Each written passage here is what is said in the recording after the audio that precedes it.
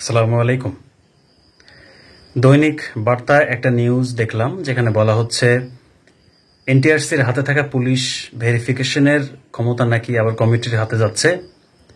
তো এই নিউজটা আসলে আদৌ কতটুকু সত্য বা মিথ্যা আই ডোন্ট নো, বাট যতটুকু শুনতে পাচ্ছি চারপাশ থেকে কানাঘোষা যে এটার কিন্তু সম্ভাবনার একটা রয়েছে। আর যদি সম্ভাবনা একটা থাকে তার মানে একটা বড় ধরনের ব্যাড ইফেক্ট পড়বে আমাদের জব সেক্টরে। এমনিতেই এনটিআরসি কিন্তু নানা ধরনের সমস্যার ভেতর দিয়ে যাচ্ছে, আপনারা জানেন।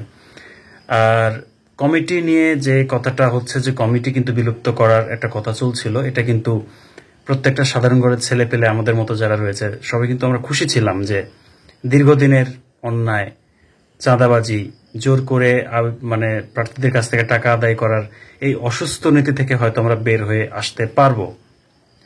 তো সেরকম একটা সম্ভাবনা কিন্তু আমরা দেখছিলাম। এনটিআরসি কিন্তু অভিভাবকের মতো দায়িত্বটা নিয়েছিল, তারা ভালোভাবে কাজটা করছে। গত ১৭তম নিবন্ধনে আমরা দেখছি যে সম্পূর্ণ এনটিআরসির আন্ডার থেকে দীর্ঘদিন পরে একটা গণবিজ্ঞপ্তি হয়েছিল, অর্থাৎ পঞ্চম গণবিজ্ঞপ্তি, যেটা কিন্তু এনটিআরসি নিজে দায়িত্ব নিয়ে কিন্তু একদম প্রার্থীদের যোগদান পর্যন্ত বেশ ভালো একটা তারা গার্জিয়ান যেসব দায়িত্ব রয়েছে সেগুলো তারা পালন করেছে খুবই ভালোভাবে। কোনো কমিটির কোনো ঝামেলা ছিল না, কেউ টাকা আদায় করতে পারে নাই, চাঁদাবাজি করতে পারে নাই, বদমাশি করতে পারে নাই।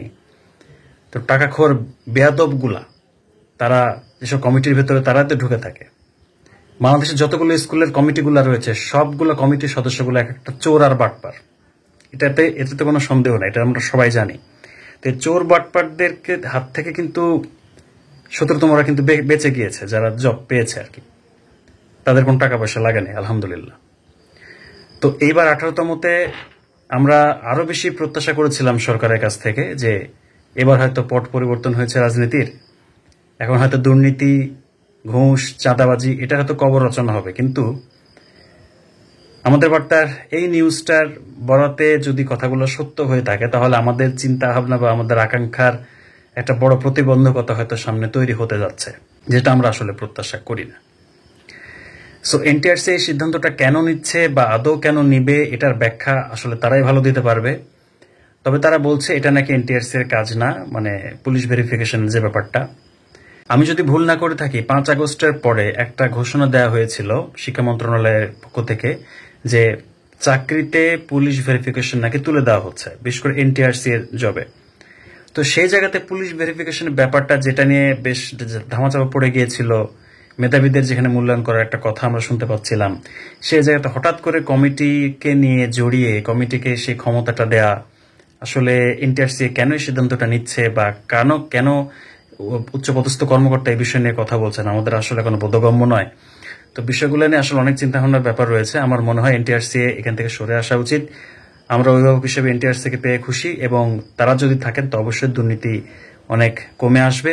আমরা কখনোই চাই না যে আবার সেই ঘুষখোর সুদখোর কমিটির হাতে এই ক্ষমতাটা যাক, কারণ ওদের হাতে ক্ষমতা যাওয়া মানেই আমাদের টিচারদের লাখ লাখ টাকা কিন্তু গচ্ছা যাওয়া তাদের হাতে, এবং তারা টাকা পয়সা ছাড়া একটা কিন্তু স্বাক্ষর পর্যন্ত করে না, তার টাকা পয়সা ছাড়া রেজুলেশন করে না, তার টাকা পয়সা ছাড়া রেজুলেশনের স্বাক্ষরে মানে বইতে যেটা রয়েছে সেটা স্বাক্ষর করে না, কোনো ধরনের ছাড়পত্র দেয় না, প্রত্যয়নপত্র দেয় না, নানা ধরনের কাগজগুলো আটকে রাখে, দিনের পর দিন হয়রানি করে।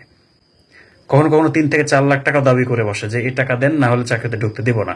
আমরা চাইবো এনটিআরসি অভিভাবক হিসেবে তাদের পূর্ণাঙ্গ দায়িত্বটা পালন করবে।